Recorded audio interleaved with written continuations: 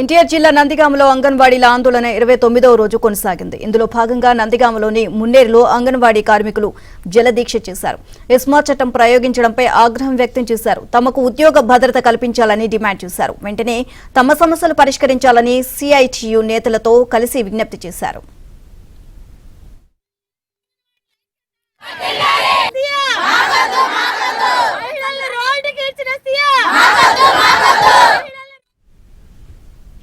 ఉమ్మడి నెల్లూరు జిల్లా నాయుడుపేటలో అంగన్వాడీలు పారిశుద్ధ్య కార్మికులు రాస్తారోకో నిర్వహించారు.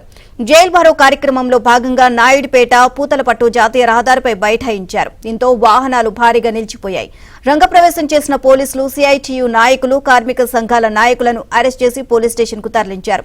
అంగన్వాడీలు 29 రోజులుగా సమ్మె చేస్తుంటే ప్రభుత్వం స్పందించకపోవడం దుర్మార్గమైన చర్య అని సిఐటియు నాయకులు మండిపడ్డారు.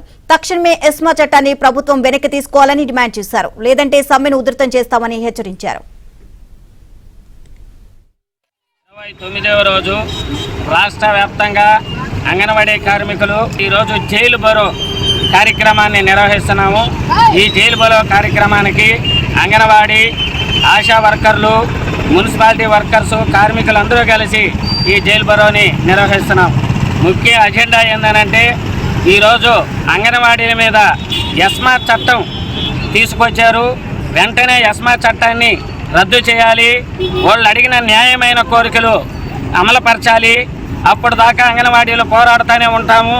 కనీసం వేతనం, గౌరవ వేతనం మాకొద్దు, కనీస వేతనం మాకు కావాలని అడుగుతున్నాం. సుప్రీంకోర్టు ఆర్డర్ కూడా ఇచ్చింది. అయినా కూడా జగన్ పాలన వచ్చినప్పటి నుంచి అని డిమాండ్ చేస్తూ 15 రోజులుగా ఆందోళన కొనసాగిస్తున్నారు.